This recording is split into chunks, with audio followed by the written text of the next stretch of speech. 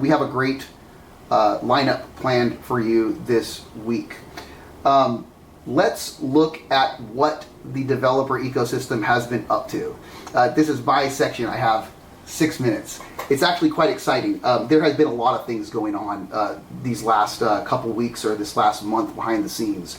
Developer ecosystem started in about 7 years ago, 2018/2019, and we launched it under kind of the building it under the principles of like a decentralized ownership of channels or companies that wanted to kind of incubate or support their developers or companies inside an umbrella ecosystem. So we called it a developer ecosystem of communities. We still are a developer ecosystem of communities, but the way that our community functions has somewhat changed. Rather than have these companies come in and own the system, the developers are going to own the system. The developers are going to own it, and we're going to build it, and we're going to run it following open source principles, the win-win-wins of open source. It's very important to kind of like think of this community as a tried and true, indestructible beast that will do its best to persevere and push forward regardless of the odds, because we are many, and we are building for us. We're building because we want the win. We're not building because someone else wants to win. We want the win. And so our wins then turn into other people's wins, and then they then reciprocate that win back to us again. So we're trying to really build something here that is going to grow, and that is a shared value to everyone, by developers for developers, and I think that's a really important message. Really cool stuff that's happened. I see Allie in the audience right now. Allie is a close friend of mine, and she runs a meetup company, team / group out of Miami. We onboarded our first, our first new partner since this reignition of the developer ecosystem, and it is the Hello Miami in-person events out of Miami. They have a lot of really cool stuff they're doing. You'll see channels popping up on the channel list down below. Feel free to go, explore what Hello Miami is doing. If you're ever in Florida in that space, feel free to go, tag Allie and see if you can go hang out at one of their events. You're going to start seeing people come in from Hello Miami as they intend on using this ecosystem to host, incubate, and grow their community, while simultaneously taking value in the other things that the developer ecosystem is doing, like events like this and other communities that will be hosting in here, this cross collaboration of the value that everyone can bring. Ideally, we start to see a nice influx of more people, developers, who want to also bring more value to this community and grow it with us, right? So that's a really cool thing that's been happening. The next one we're also working on is We Are Developers. So We Are Developers is a awesome event, an awesome platform, hosting roughly 200,000 active developers out of the more focused in the EU space, and they have a great event that happens every year. This is a little bit harder of a nut to crack, but I would say we're getting pretty darn close to, also, including them in our umbrella, hosting their community in our ecosystem, which in turn will, again, bring more exposure and access and resources to everyone involved. We have a long pipeline of other partners that we're working on. This phase, I'm calling it the phase 1 of the developer ecosystem, is focused on kind of bringing people together and really kind of showing the values and the things that we can do together as a group of passionate developers. The crazy thing here, and I kind of really want people to think about this, is that I've told myself for a long time that I would do this if I wasn't getting paid, right? But I've always been getting paid to do this until a few months ago, when I no longer was getting paid to do it. And what did I end up doing? I ended up doing this. And so, crazily enough, I ended up doing this even though I wasn't getting paid. And this is the group of people that you're hanging out with. You're hanging out with people who want to be here, who want to share, who want to support, who have in some way been influenced by their career path to actively seek out ways to support, provide mentorship, seek mentorship, and give some of their time back that they have possibly gotten in the past. And there is a diverse group of very knowledgeable and awesome people here, and we will grow that, and we'll try to make sure that everyone is winning and everyone is happy. That being said, I'm trying to think if there is anything else, and I'm sure there is. There will be a roadmap. We have our portfolio that is being built out. Believe it or not, developer ecosystem is not just a Discord. We have the developer core members working on all sorts of things behind the scenes. Want to say a huge thank you to Austin Blackstone. He is literally building our website right now. We will have it done soon. We have copy coming in. It is built using Yugo in our GitHub organization, the DevEco at GitHub. And so you will be able to eventually go help us build these websites. We have a bunch of repositories in there that we're starting to build out. Hybrid Robotics in here, Dale, is helping us starting to build these out. We have already claimed the Twitter domain. We have claimed the Reddit subreddit. We have the DevEco, the DevEco website domain. We have so many things. The YouTube, right? We have volunteers who want to be given raw video footage so that they can help edit this and then put it on our YouTube. So people are stepping up. I guess it suffice to say people are stepping up, and I know I've forgotten a bunch of people who have been contributing and who want to contribute, but just that's a few. Last but not least, this is an important thing for everyone to already start kind of putting in their mind, okay? We are trying to set a kind of big splash moment for this community. Right now, I'm seeing 19 of you, me and Ed up here. There's 21 of us, right? Last week we had 30. It's okay. We're going to grow, right? But the big moment is going to be at an event called Open Sauce next year. It is this content creator event. It's fun. It's just an awesome event. Go look it up, Open Sauce. It's run by William Osman and a bunch of other content creators. And I've been talking to them about how Developer Ecosystem would like to debut our first in-person Developer Anonymous meetup. So I am working to make Developers Anonymous the featured meetup of Open Sauce next year. All right? So kind of keep that in your minds. How can we, make a big impact there, right? And, think of how you as a person can take advantage of this for your own personal brand, your professional growth, your personal growth. Go do some research on Open Sauce. I'll, of course, build some content out here to make sure that people know what they're capable of leveraging and taking advantage of for this. But there is massive opportunity for everyone in here. If we're able to pull this off and we can pull off a great event, I'm going to raise some money. We're going to raise some money. We're going to give it back to the community. We're going to host something awesome, and we're going to provide something, I think, fun and great for everyone involved. And I hope that everyone who's in this call now ends up at that in-person meetup in Open Sauce next year. We're working on it. Okay, there's a lot more stuff. I don't want to burn all this up. I went over by 3 minutes. The first person that we have on the agenda is someone who I have known for a very long time, and since the very beginning, I pretty much called him the FPGA guy, like the FPGA guy, right? And in the industry, most people do. Adam Taylor is here to give us a keynote, and he is here to talk about and have discussions about FPGAs. I don't know exactly how this is going to go. I'm going to kind of follow Adam's lead, but he has roughly 20 minutes to, show us some cool stuff about FPGAs. If you don't know about them, you can find out anything you want about FPGAs right now. So feel free to raise your hand.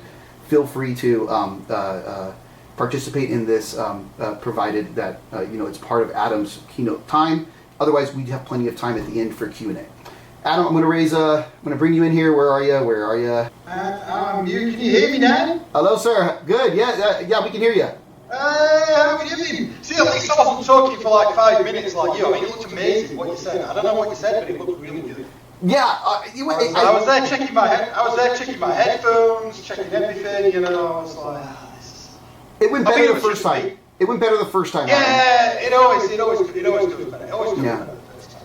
So the floor is yours, Adam. The floor is yours, Adam. I'm going to kind of sit back. Let me know if you need to invite people up. I'll kind of follow your lead. All right? Honestly, invite people up as much as you want to talk, because I'd like this to be a bit of a discussion and a bit of a chat. Everyone's getting an invite. So it's like, so if anybody wants to come in and chat, more than welcome. I've actually, do you know, I've been doing FPGAs for 24 years now. So one day I'm going to know what I'm doing with these things. I'm dead curious how many people have used an FPGA before, or come across an FPGA before. It's always an interesting technology. It's one of those things that people want to use and then kind of struggle with it a little bit. It gets a reputation for being hard, but it's not that difficult. If I can do it, anyone can do it. So, where to begin? I've been running a course about how to design FPGAs. So all I've talked about all week is time enclosure, lookup tables, gates, high-level synthesis. Don't do this, don't do this, don't do the other. You know, don't be an engineer. Do something sensible. Become a banker. Yeah, that's the way to go. But anyway, so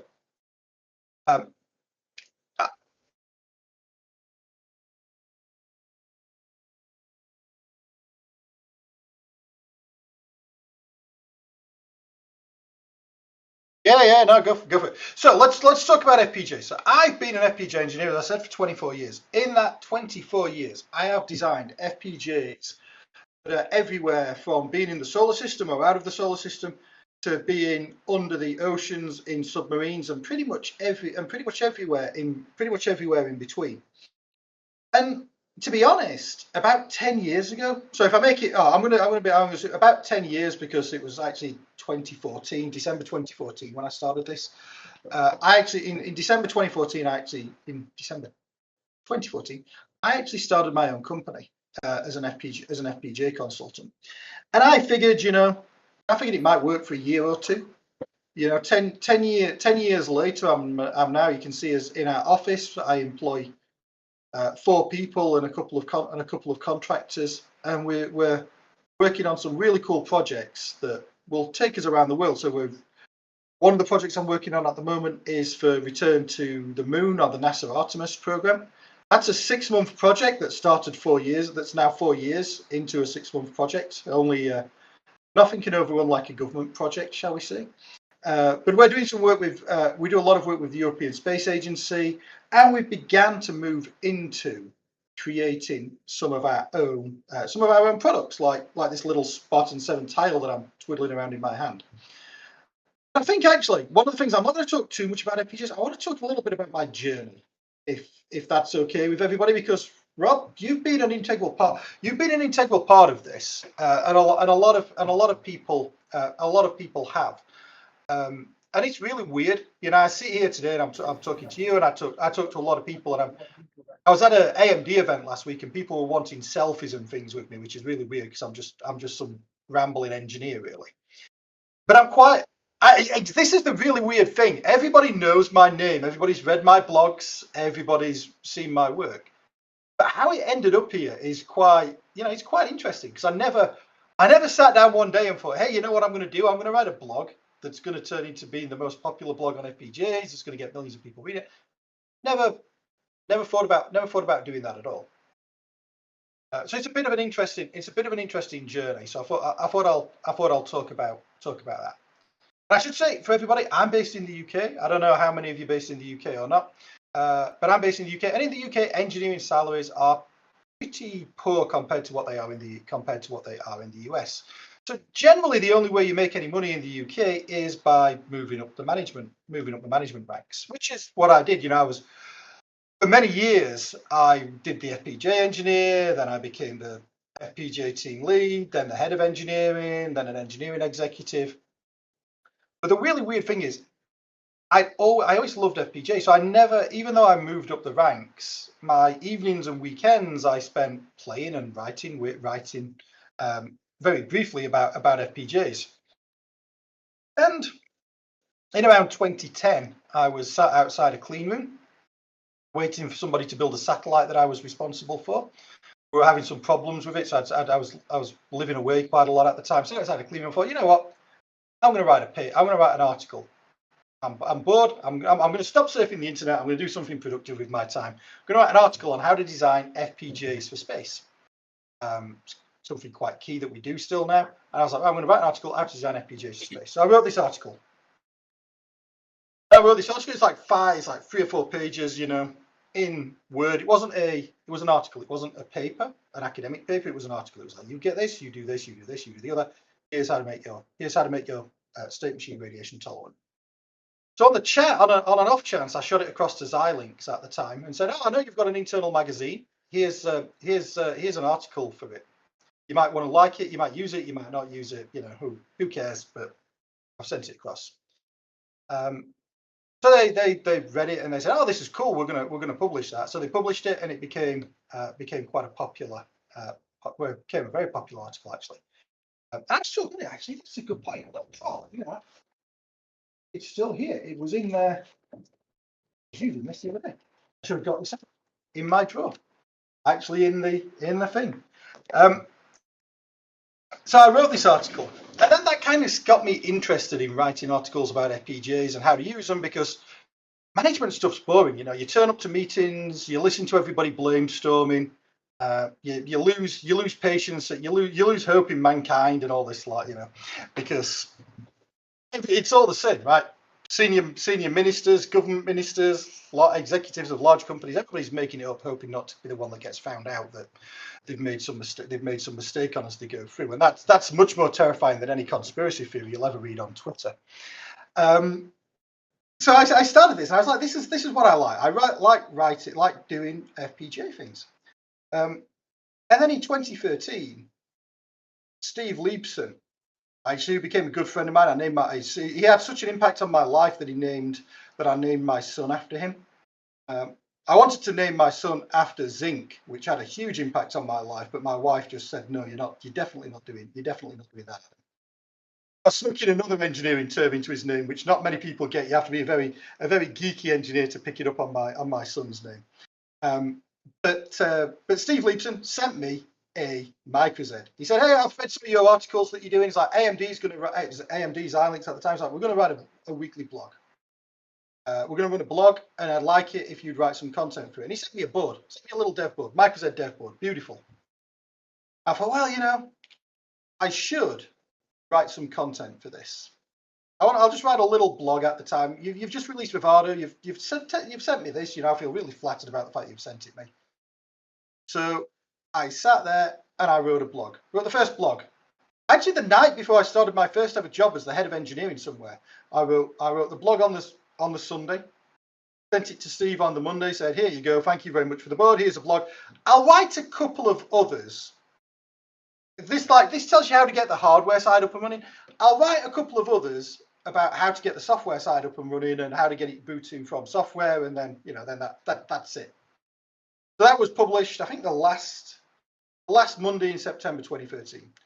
Since that day, every week I have written a blog on how to design for that type of FPGA, without fail, wind, rain, shine. I have, and it's become really popular. Quite a lot of people read it. I think it helps people sleep at night. Is the only reason why it's so popular. But it's a technical blog, not a marketing blog. So it's generally designed to teach you how to do something. You want to know how to use the GPIO pins on a Zinc? This is how to do it. You want to know how to boot from the first stage bootloader, or how to write an LFSR, or how to use some block RAMs or scrub some block RAMs for using radiation. I've written an article on it. If you want to know how to do go for it. Yeah.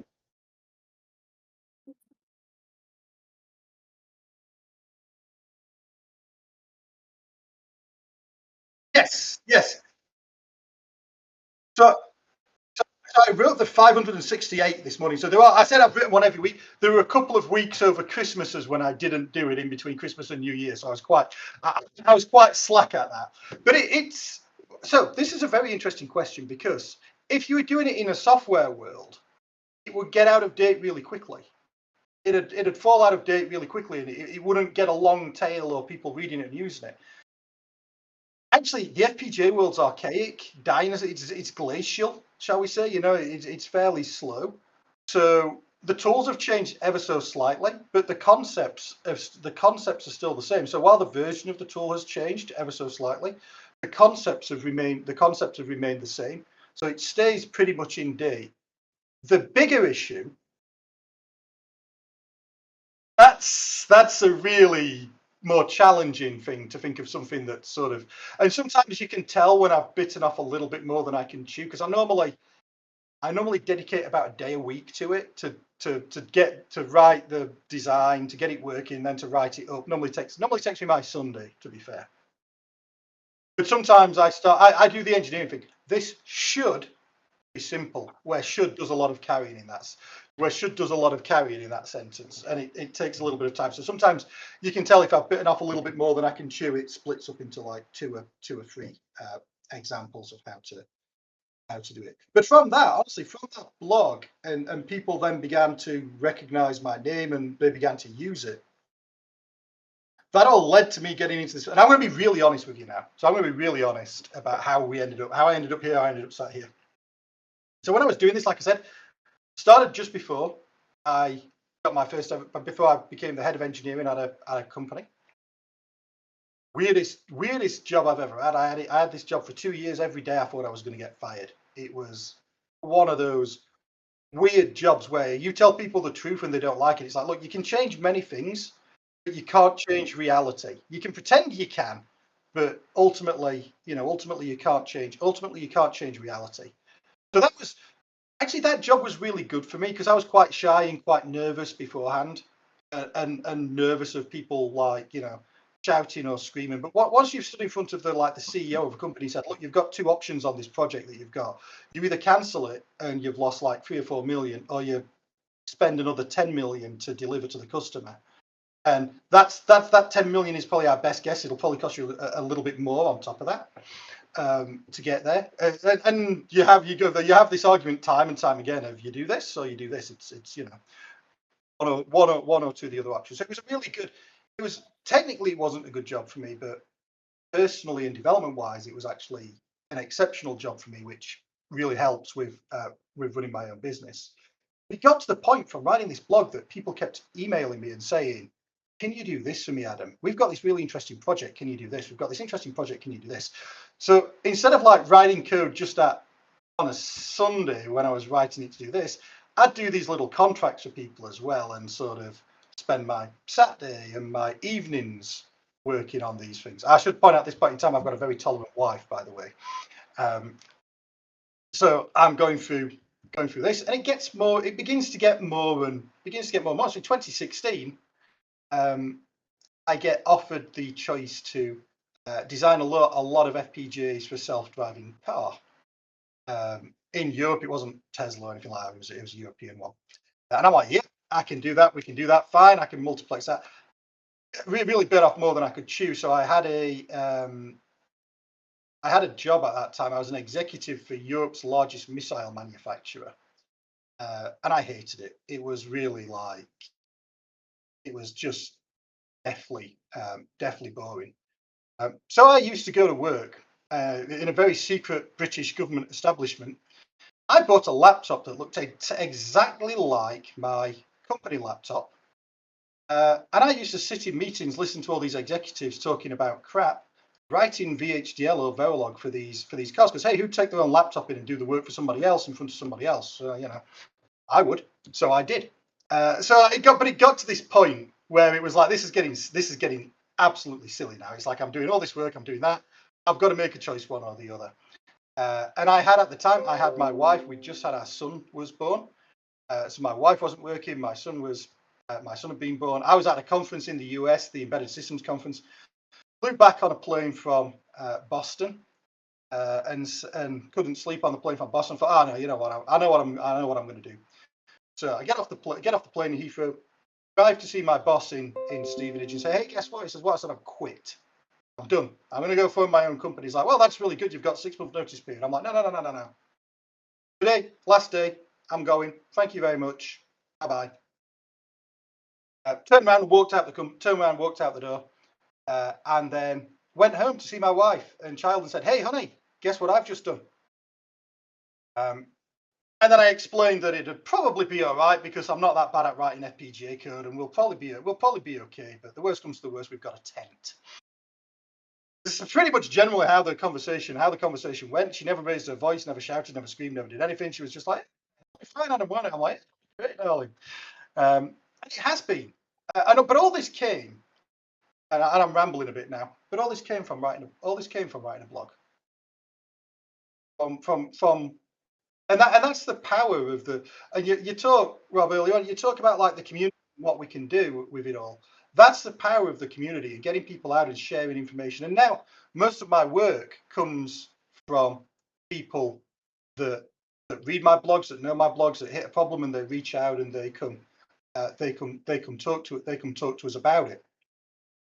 And it's a really crazy thing to have happened, because I'm sat here in our office. We've released not only do we do consultancy, but we've released 3 or 4 FPGA based products. We have, what have I done with it somewhere? I've just thrown it down somewhere. We have our little tile. If you want to design an FPGA into a board, you can solder that down. We have our sort of like training board, which has an FPGA and a Raspberry Pi Pico on it. You can do some really cool stuff with that. And we've got a lot of hardware floating about in space that we've designed the circuit boards for. We've designed the FPGA. We've designed the FPGAs for. We've released. I don't have one to hand, but we've released some lattice-based, space-based FPGA boards, and we've sold so many of those to mostly to the US space industry. It's untrue. They've been really popular. And it all came from a blog, which is utterly, in my mind, it's utterly crazy. Obviously, I did a little bit of work along the way. I've done a little bit of networking along the way. Hence why I know, hence knowing you and knowing a lot of people in the community. It's really quite important and passionate, to get out there and share this stuff with people and get it all going. So that's my sort of like my FPGA journey in a nutshell. Obviously we do real world FPGAs. We write VHDL, Verilog. We do a lot of model based FPGA design. We do a lot of model based FPGA design using MATLAB, Simulink, things like that, automated thing. Because the nasty secret is, the older I've got, the less I like writing code, the more I like solving the issues and solving the problem, but the less fun it is grinding at 2 o'clock in the morning writing the code to try and work out why the issue is. So I'm quite a big fan of model based tools and such like. And as well as 3 books and 570 blog posts, there's also 130 Hackster projects that you can go and take a look at, which are a little bit more in depth than the blogs at times. So you can see, I think our latest one, we had a robot writing on an FPGA based robot arm writing on a whiteboard. I don't know why. It was just a good idea at the time, which generally sums my life up. So yeah, I mean that's it. We now have, like I say, 4 employees, lots of contractors. We do lots of hardware, lots of software, lots of FPGA. It's been a wild journey. One day I'll write a book about it. I did write some blogs about it, what to do if you want to be a consultant, and all the things to think about, because it's not a linear journey, and it's no fun. So I've had customers, I've had friends that I've worked with, you network, you work with, and you said to them, "Hey, I'm working on this project. Can you design the board for me?" So you give them a contract to design the board. They design the board.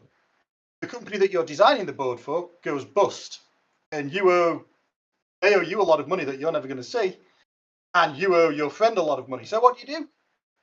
Your contracts between the two, you have to pay them. It sucks for you, but you have to pay. You have to be a man of your word and pay your contracts and everything. So it's not necessarily always a linear journey, but it's a fun journey, and it's one that I think everyone should do it. Not everyone should do it with FPGAs, because I'm too old now for competition. But everyone should do it and try and do this. Yep.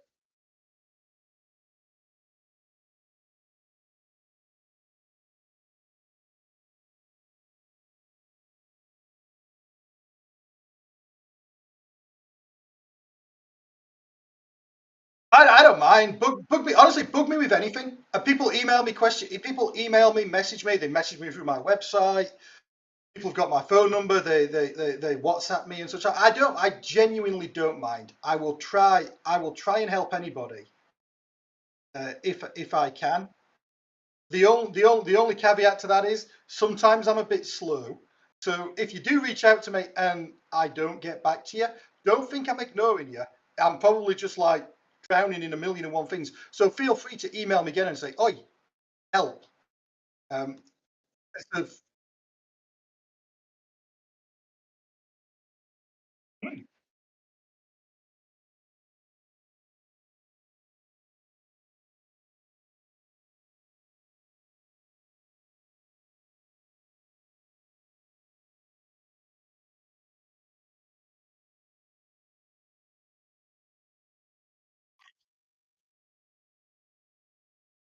yeah. Carrier pigeon's great.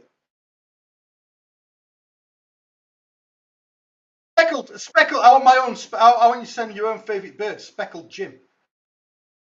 Now we see who's a Blackadder. Now we see who's a Blackadder fan in here. But yeah, no, honestly, ping me that. I don't tend to spend much time on Discord, so probably old-fashioned email or like or messages on LinkedIn or something or Twitter or whatever.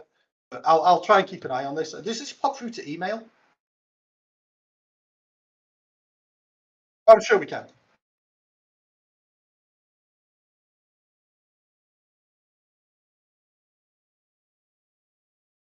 No, I'll sit around and watch.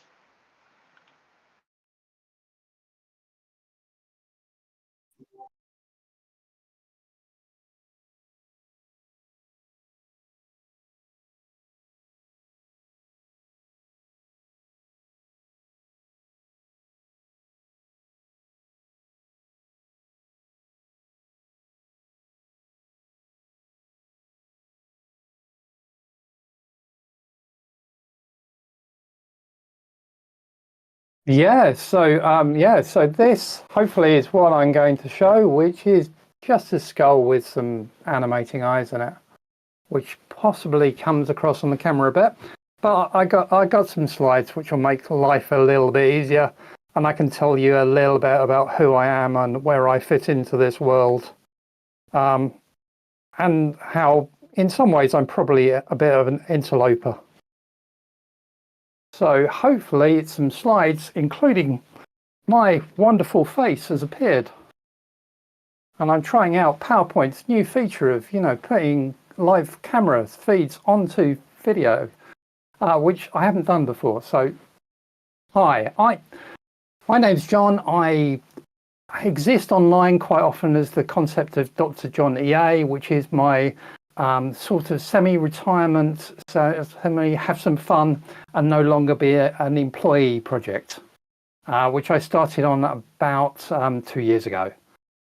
So this is a fairly easy and quick talk about a little show and tell thing that I tried to do for my channel on YouTube for the wonderful Halloween festival.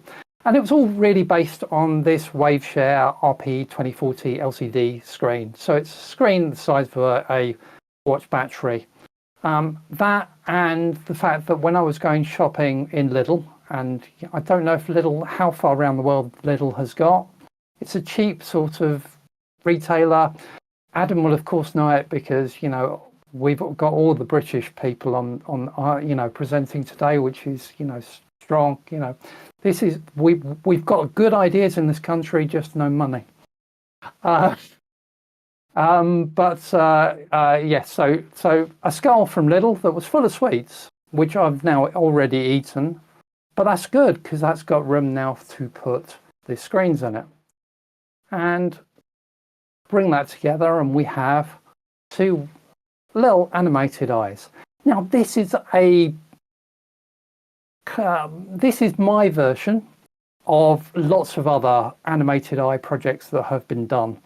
I did look at some of those, and there's some of their code, and then decided that it was much too hard to port, and there was a much easier way of doing this, which is what I'm going to talk about. But before that, let me go through a quick intro to who I am. Quick bit about what these boards are, and then really how those eyes work. And and we can do Q&A in the after hours. So yes, I got into this world or started into this journey of presenting some of the stuff I was doing when I stopped being an employee 2 years ago. And I first got into sort of trying to help hobbyists get into this world of the Raspberry Pi Picos often and RP2040s on the Udemy platform, where I publish quite a few courses.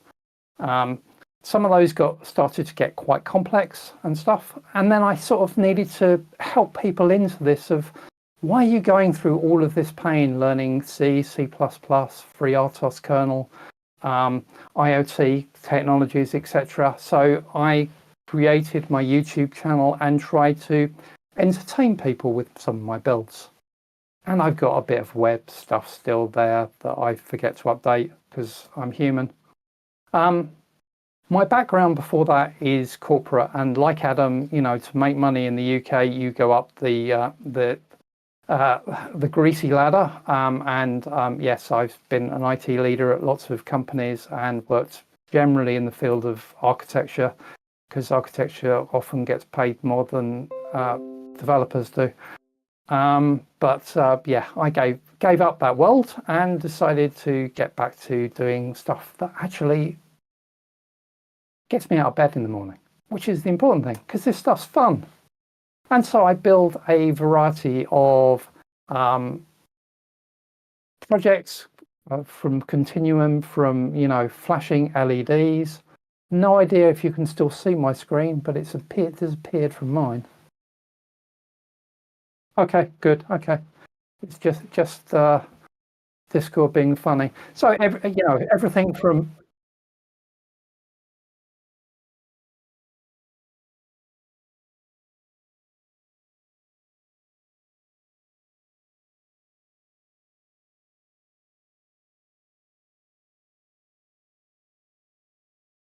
So I go everywhere from, flashing an LED on one of these boards right up to some robotic stuff. I get accused a lot by my 4,000 odd viewers on YouTube of making things a little bit too complicated.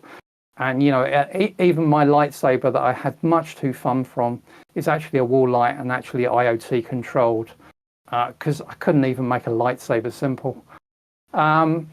I'm also, if anyone is in the UK, on the south coast of the UK around Brighton, I'm the co-founder of a face-to-face meetup group for anyone building and tinkering anything called Breaking Breadboards.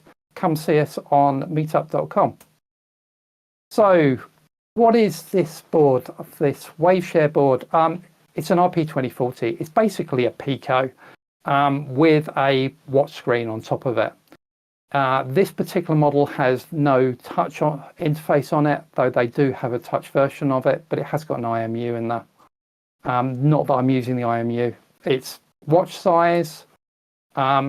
It's got half as much RAM as flash as the touch version, which is one of the things that I didn't quite notice when I bought it, and might have been useful to know, especially when you start playing around with images.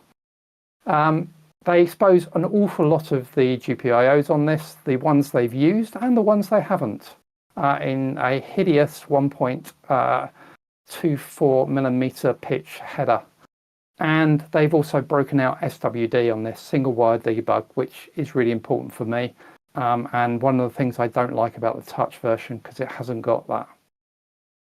So the other thing that really drove me to this board and drove me to this project and making it really quick was that WaveShare have built a demo using LVGL, which is a really great framework for playing around with graphics. So that means that I could take a hideous eye image, which of course I've got to create, and then I could actually convert it to put it into the LVGL ecosystem really quickly, just using their website and using the image converter. Great, get a nice .c file, and I can compile that, and away I go. I can then put that actually on the eye and make the eye appear with just 4 lines of code. How easy is that? So this is the eye, and that's all really it is to it. Then to move it, I just change the center position of that bottom line movement. It is that simple to do. Now, okay, you probably realize that if I actually did that, then we'd have lots of bleed over of the side of the eye onto the skull and stuff. We need a mask. But we can add a mask, and actually using the framework, it understands the concept of green screening and the fact that anything that's pure green is transparent, and therefore you can, with another 4 lines of code, we can have a mask to actually surround the eye. Brilliant. Easy. This is so easy. 2 eyes. I need them in sync. Okay, they're going to be separate computers because each one of these has got their own RP2040 on it. So they're going to have to talk. We've got to have a dominant eye and a submissive eye. Dominant eye is going to do all the instructions. Submissive eye will do what it's told, connect them up via UART, send a message on, move to this position in this with this amount of milliseconds of time. Job solved. Yeah, back of the board, UART. So there will be a video. It's not quite out there yet. By the end of the month on my YouTube channel, which is Dr. John EA, showing all about this one. If you like it, there's also the video talking about the touch that's already up there, version of this. There's last year's Halloween project, which was sort of closer to Guy Fawkes Night. For anyone who's with British, and anyone who isn't British will no idea what Wikipedia of what Guy Fawkes is. Guy Fawkes evolved a bit, and he became Santa, robotic Santa, running ROS and doing facial recognition and face detection. But that's up there as well. So lots of stuff up there, and yeah, that's my little skull, which was fun and probably a couple of days work. Been less if I hadn't smashed one of the screens trying to apply it with blue tack.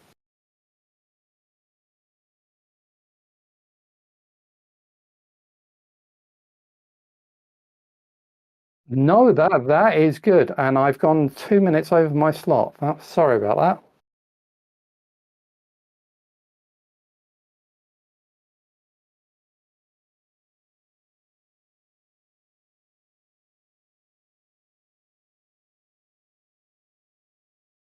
Thank you.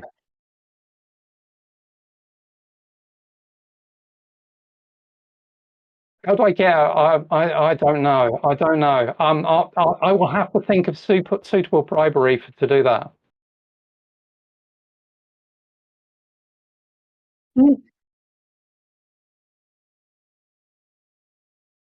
No, I don't know about that. I don't know about that. I'm not sure it would survive the shipping.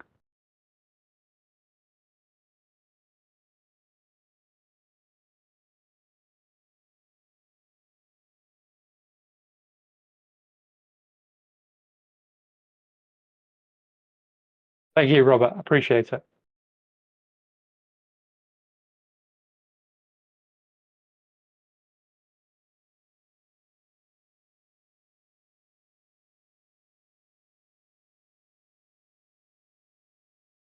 I'm Konstantinos. So I've been working with own CMD optimizations for the past 20 years. Initially as a consultant, but later, 4 years ago, we started a company, and we've been doing CMD optimizations for pretty much every architecture. And so, okay, I'll just do a very small introduction on what CMD is. So CMD stands for single instruction, multiple data. It's pretty much a feature in every modern architecture. and it is what gives you the extra performance when you want really advanced performance in operations like video encoding, 3D, AI, that is now the rage, which is just linear algebra, by the way. But yeah, everyone is using a different term right now. It's just mathematics. So it doesn't make your computer run faster. I mean, it doesn't increase your frequency, but it allows the CPU, the processor, to process the same operation, to execute the same operation on more elements of the same type. So you do 4 multiplications, let's say, or depending on the element size, 4 multiplications, 8 or 16, depending on the vector size and the size of the element. Now, every CPU architecture has its own set of instructions that are called CMD instructions. But guess every architecture also uses its own set of instructions. There is, apart from the main common operations like load, store, multiply, add, stuff like that, which are more or less the same, everything else is completely different. And for those who have done this kind of programming in the past, you know that you have to, in order, if you want to port software from one architecture to the other, you have to read the ISA manuals. From Intel, it's 3,000 pages, something like that. In ARM has also something similar, 3,500 pages. IBM Power has about 1,500 pages. It's a bit smaller. And then you have RISC-V, which is a newcomer, and MIPS. The IBM Z Vector set has its own, and it's of course IBM, and it's very obscure and difficult to find documentation. So if you're doing code for all these architectures, you're screwed because you have to read all this documentation. But I wanted something that is much easier and something more accessible to the developer. And initially I started working for that as a book, and that started in 2015. And by the 100 pages, I wanted to include as many architectures as possible, and I finished writing 100 pages, and I wasn't even done with addition. And it was obvious that this is not material for a book. I mean, it has to be online, in an online knowledge base that can be expanded. So obviously, the categorization, the classification of all the instructions, and by extension, the C intrinsics, which is the way to call these instructions from C, it's again unique to each architecture. Every vendor, Intel has its own set of intrinsics. ARM has its own set. IBM for power and Z, they have their own set. RISC-V. So to give you an idea, Intel with up until to AVX 512, they have about 7,500 intrinsics. ARM has 7,000 again with if you include SV and SVE2. IBM has a slightly less, like 1,000 intrinsics. In general, so excuse me, it's a huge lot of, you cannot really learn this stuff, let alone find someone that knows more than one architecture. So if you want to port from one architecture to the other, you have to do a lot of reading. So that brought me to an idea 4 years ago when AI was just starting to get, a bit popular. Why don't we do an AI system to translate automatically? We did that, and initially from SSE to ARM. And while it was promising, it didn't do much good, because even if we scanned all of GitHub, there's just not enough data. So we said, okay, let's just provide the data ourselves. And how can we do that? First, we need to include all the instruction sets in a single place, in a single common place. I mean, not just borrow the stuff from vendor architecture sites, like the ARM intrinsics developer site, or the Intel, or the equivalent IBM one, but bring them all together and categorize them in the same manner. So let's just start. So we have the intrinsics tree, which includes all the instructions. Not instructions. These are the intrinsics. These are for C developers. There is a second project which is going to be on the same side, which will be called the instructions tree. And it will be almost similar, but it will include only the instructions. And you have like vector add. What do I want to add? I want to add 32-bit floating point numbers. So let's click on, these are the prototypes. This is what you would use, you would read if you would go to the IBM website. But if it's not enough, you can click on the IBM official documentation and it will take you there and it will show you the official documentation. Let's see how ARM fares. So this is the prototype. I mean, that's the magic of IBM. For a single intrinsic, you have multiple prototypes as they overload every data type. ARM and Intel are unique. You have a single intrinsic for every data type, which is good. And let's go to the official documentation there as well. So this is the Intel website. You see the information for ARM, not Intel. And let's also let's also show, this is the Intel one. Let's also load the Intel Intrinsics guide. So of course, Intel does not have direct link support, so you have to click that by yourself. Now, let's say you want to do something a bit more elaborate here. I mean, add is a very simple intrinsic, the floating point one. But let's say that you want to compare this, and I want to compare this one also, and I want to compare this one also. Let's add this one just for fun. So you have this kind of stuff, and now you have for three architectures, but you just have the AVX2 as well. You have all the intrinsics for the same operation.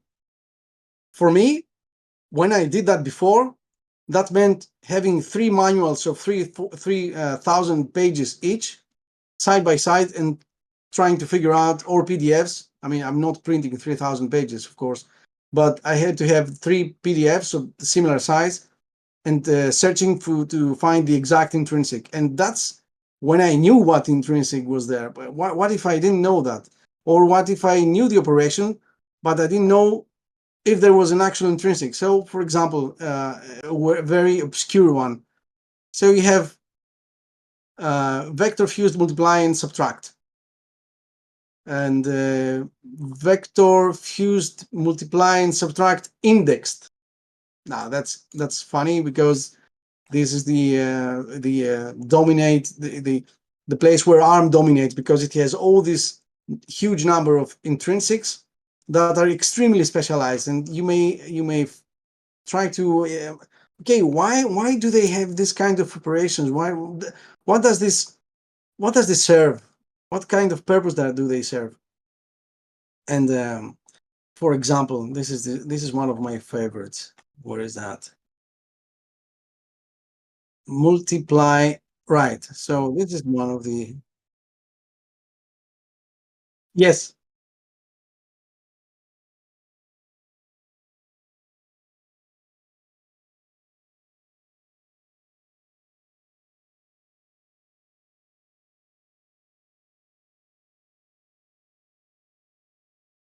It is gibberish. It is. It is impressive. I mean, but okay, right now traversing through. Let's give you a number. I don't want to search in a tree. I only know what I want to do. Let's square root, and I'm finding all the square root intrinsics for every architecture. But I don't care about power right now. I only want to know if what does SSE and Neon offer to me. So this is what is available. So you have the filters. You can deselect some engines, and you can have the filters to show you what kind of intrinsics provide square root calculation on ARM and SSE alone.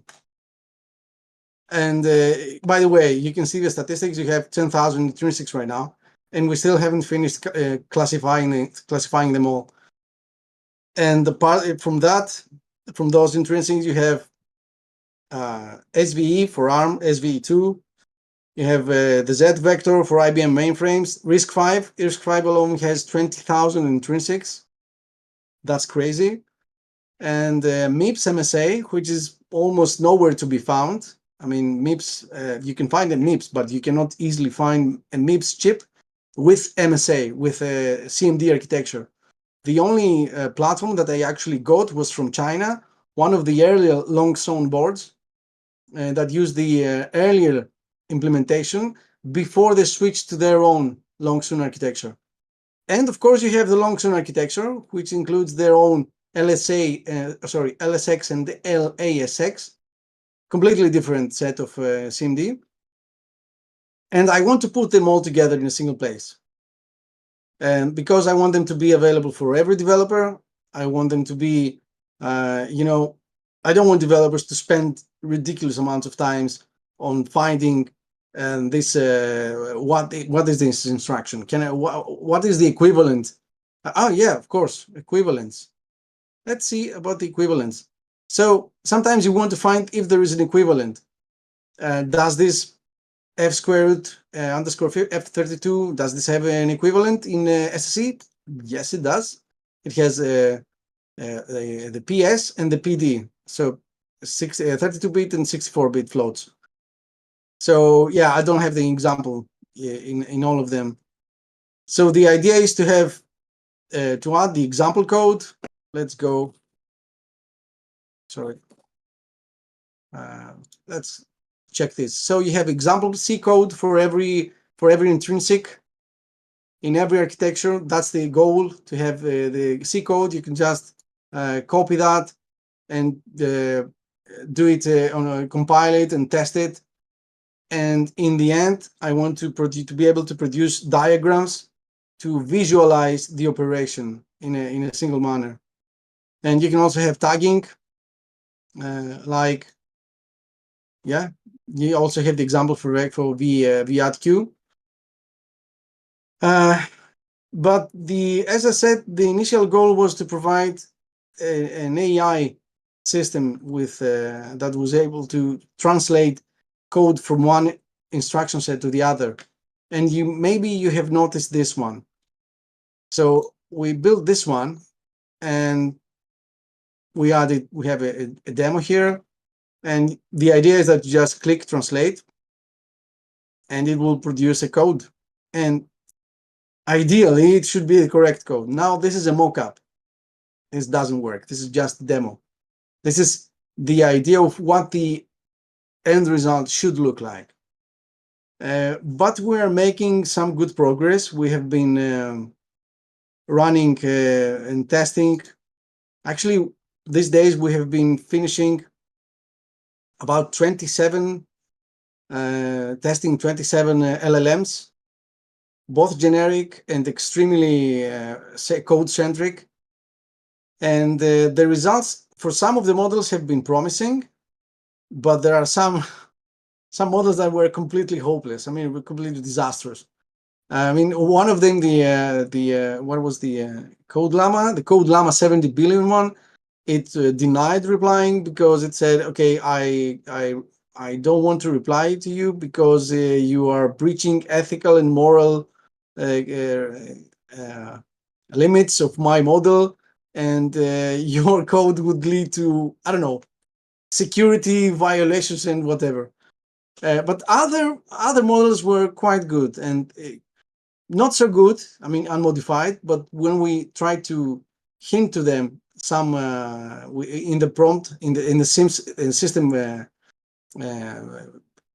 directive with the model file, we try to hint them how to do their work better. So include all this information from the cmd.info inside the model, and we wanted to evaluate all the models there. And some of those models were very good. They gave us 99% accuracy for a specific test, which was extremely impressive. I didn't expect that, to be honest. I expected something along the lines of 75, 85%. But now that was a very particular example. I don't expect that in more complicated functions they're going to be successful. I mean, the goal is to have, in a few years' time, 80% in a complicated. When I say complicated, I have a function that is 200 lines. 200 lines of extremely complicated SIMD logic. I don't expect the AI to be able to do that. But if it can manage to do the bulk of the work and leave me the debugging and finishing, that would mean that, let's say you have a big project and you want to translate all this code into another architecture. Typically, what you would do, I mean, typically a company, I mean, all those who do consulting, you know, a company will come to you and say, okay, I want you to port this code to, let's say, ARM. How long will it take? Okay, let's say 3 to 6 months, give or take, depending on the complexity of the project. Some bigger projects will probably take a lot longer, and we're talking about multi-year contracts. But the majority is the only parts of the code that need porting are specific functions like 50 to 100 lines long, and only these require porting. I mean, you wouldn't port to CMD the high-level logic of the program, only the performance critical functions. So that pretty much sums it up. But if you go to a company and say, okay, I can do the same work, I can translate for you the trivial functions. Let's say you have 100 trivial functions of 1-2 liners. Instead of taking a couple of weeks to do those, or it can take a few days. You pass those trivial functions to the AI model, and they will give you the result. Run the unit test on the CI, and if everything goes well, the trivial functions or the mid-level complexity functions, they should be possible to do within the AI completely. Now that still leaves the complicated functions, the 100-line functions. I don't think that the AI will have there. But if I can give the customers a smaller time frame for the porting, that's going to be a major game changer for me. I mean, first of all, I can just supervise and work on the complicated stuff and not spend time on the trivial one-liners. And yeah, that's basically it. So we are still in the process of doing the AI tests. We are doing all the tests on three systems, 1 ampere. It's all CPU for now. It's mostly inference, although in the future we were going to have to do some training, and training on the CPU is going to take a huge amount of time. So yeah, it's done on ARM. A couple of ampere systems of 80 and 160 cores with hundreds of gigabytes. And there is a Power 9 system also with 500 gigabytes and 170 cores. So everything sort of works, but it needs a lot of tinkering with. Anyway, that's about it.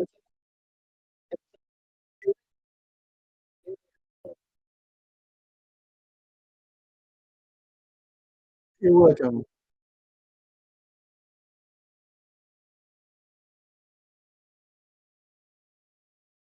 Yeah.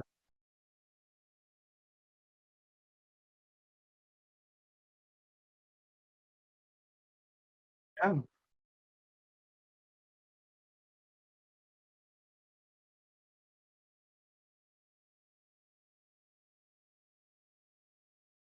Yeah, welcome.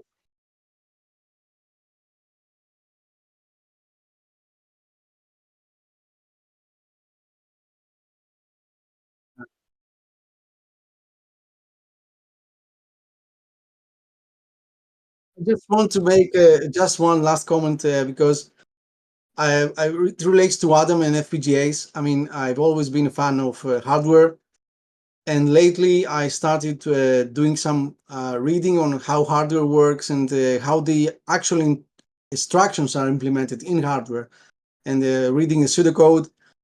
And I realized that I love hardware. I probably should have been a hardware guy, because now I realize that hardware stays forever. Software is temporary, but hardware can't stay forever. I don't know.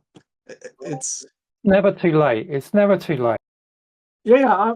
As I said, I have these piles of books that I'm waiting to read, but yeah, it's going to take a while. Yeah, I already sent it to my family, and they are teasing me.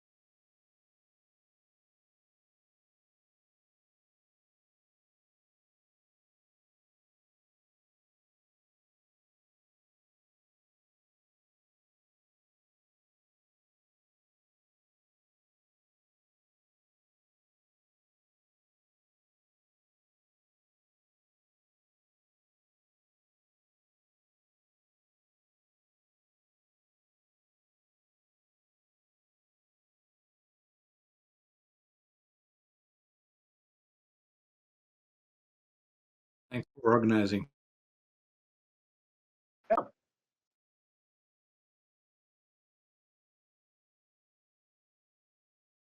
Thank you for having me.